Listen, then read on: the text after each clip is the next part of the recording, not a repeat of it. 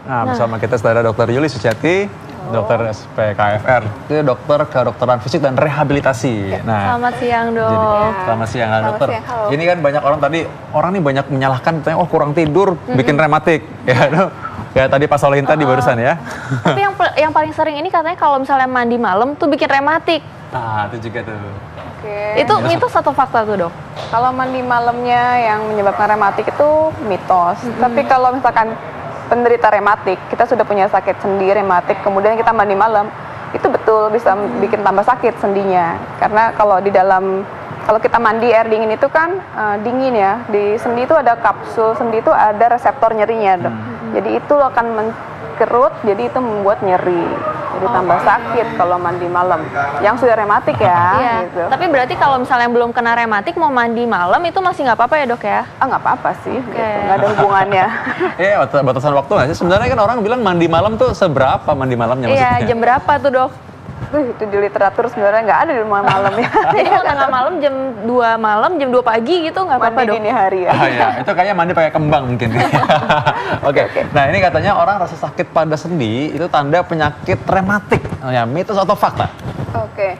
Tanda sakit pada sendi itu sebenarnya bukan hanya tanda jadi rematik ya. Maksudnya ada beberapa sakit yang sendi itu ada lain selain rematik, ada sebutnya artritis. Nah, artritis itu juga bisa menyebabkan nyeri sendi.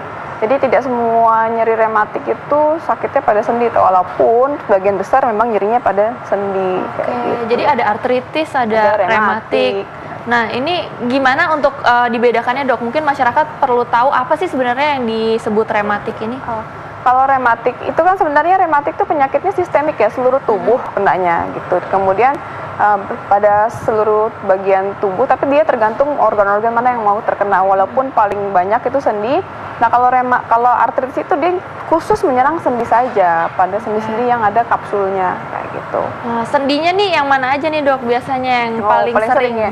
Paling sering tuh orang-orang kalau sakit yang rematik itu sendi-sendi tangan, jari-jari kecil kayak gitu kan. Nah, kalau misalkan kalau artritis atau orang awam bilangnya itu pengapuran, paling umum adalah lutut, pengapuran lutut, pengapuran tulang belakang. Itu sering banget. Ini penyebab yang paling sering nih masyarakat harus tahu apa sih? Apakah usia atau berat badan atau apa, Dok? Oke. Yang mana nih? Kalau misalkan untuk rematik kan sebetulnya kita tahu penyebabnya autoimun ya, di mana sistem imun kita sendiri menyerang badan kita sendiri, kemudian salah persepsi dia. Nah, kalau misalkan artritis paling sering itu memang karena faktor usia atau degenerasi. Kalau ada faktor-faktor lain yang memperberat yaitu kelebihan berat badan, kemudian kalau dia pernah ada risiko trauma, cedera, dia bisa juga artritis atau pengapuran gitu, Dok. Nah, ini karena orang nggak banyak tahu mengenai tadi bedanya rematik tersebut, sehingga banyak orang berpikir bahwa kalau sudah tua, usia lanjut, baru dia menderita rematik. Mitos atau fakta? Kalau usia sudah tua, kena rematik itu kayaknya mitos deh. Jadi kalau misalkan terkena artritis, kalau kena rematik, belum tentu. Nah, kita banyak orang nih, Dokter Sila, suka nanya, paling sering tanya adalah gini, Dok, pantangannya apa? Gitu. Kalau mereka merasa bahwa nyeri-nyeri sendi. Nah, kita coba lihat nih, apa makanan-makanan yang memicu rematik. Coba lihat tayangan berikut ini.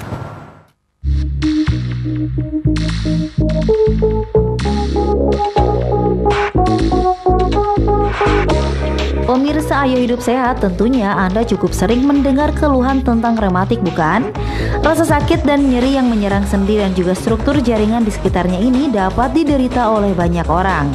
Nah, untuk Anda yang menderita rematik, ada beberapa jenis makanan yang sebaiknya tidak Anda konsumsi loh. Apa saja ya pemirsa? Berikut ini adalah beberapa makanan pemicu rematik versi Ayo Hidup Sehat.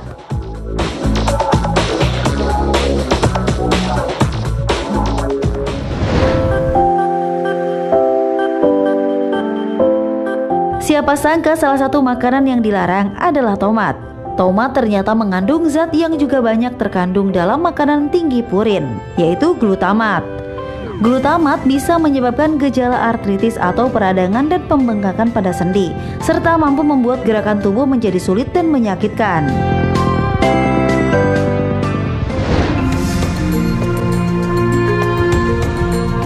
Selanjutnya adalah daging merah.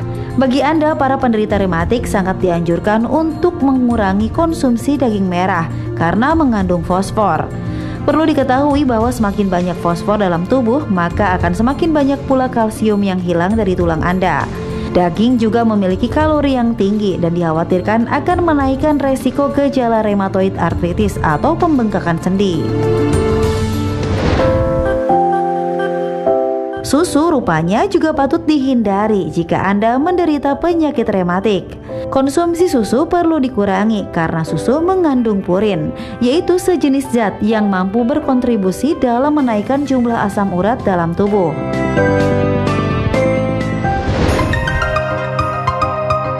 Selanjutnya adalah ikan bertempurung, seperti kepiting dan juga udang. Layaknya susu, kepiting, udang atau jenis ikan bertempurung lainnya mengandung purin yang apabila dikonsumsi dan diserap dalam tubuh, maka akan berubah menjadi asam urat.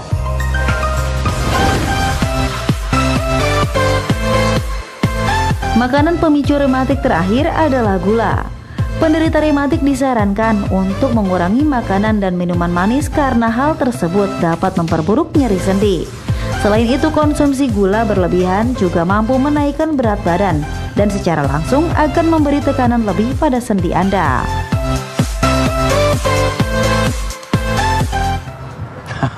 Nah, tadi itu makanan-makanan yang katanya harus dihindari, tapi dari tadi tuh kita nggak lihat adanya emping. Nah, pasti masyarakat pada nanya nih, emping nih boleh apa enggak?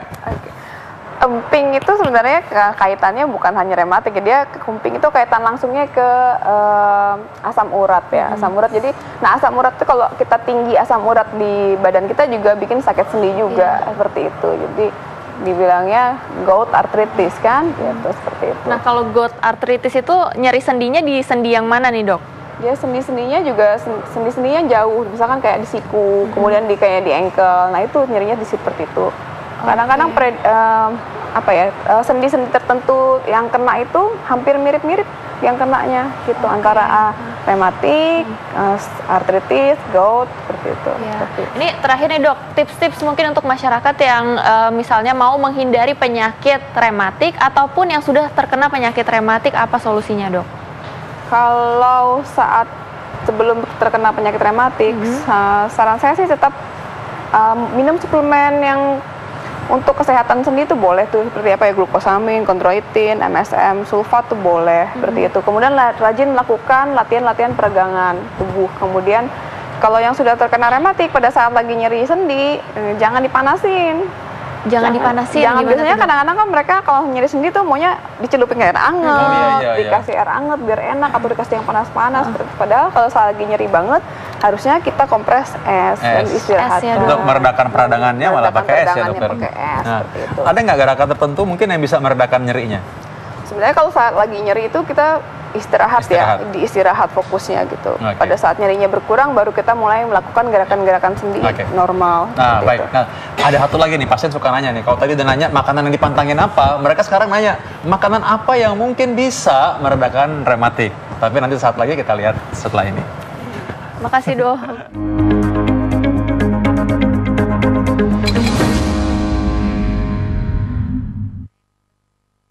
Pemirsa Ayo Hidup Sehat, rheumatoid arthritis atau sering disebut dengan rematik adalah penyakit yang dapat menyebabkan nyeri sendi yang parah. Beberapa orang menderita artritis setelah usia tertentu dan ada pula yang mengalami artritis sejak lahir. Berikut makanan yang dapat meredakan rheumatoid arthritis versi Ayo Hidup Sehat. Pertama adalah labu. Labu kuning merupakan salah satu buah yang dapat diolah menjadi berbagai macam makanan lezat. Selain itu, labu juga memiliki tekstur yang lembut. Di balik lembut dan manisnya labu, tersimpan sederet manfaat yang bisa diperoleh bila mengkonsumsinya setiap hari. Salah satunya bisa meredakan rheumatoid arthritis, karena labu mengandung banyak karoten yang bersifat antiinflamasi yang mengurangi peradangan pada sendi.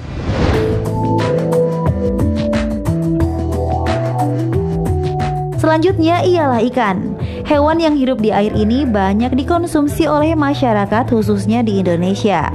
Karena ikan mengandung banyak asam lemak omega 3 yang dapat mengurangi peradangan otot pada sendi.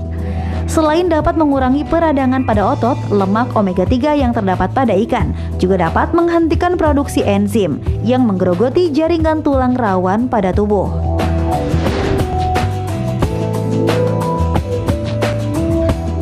Teh hijau atau yang sering disebut green tea ini sebenarnya sudah lama populer di Asia Tenggara, seperti Korea, Cina, dan Jepang. Teh hijau telah lama dikenal sebagai tanaman yang memiliki beragam khasiat. Khasiat teh hijau sudah banyak dimanfaatkan oleh banyak orang untuk menambah kecantikan wajah atau menurunkan berat badan. Hal ini disebabkan karena teh hijau tinggi akan kandungan zat antioksidan yang dapat mengurangi rasa nyeri akibat artritis. Selain itu, kandungan nikotin dalam teh hijau juga dapat berperan sebagai penekan rasa sakit.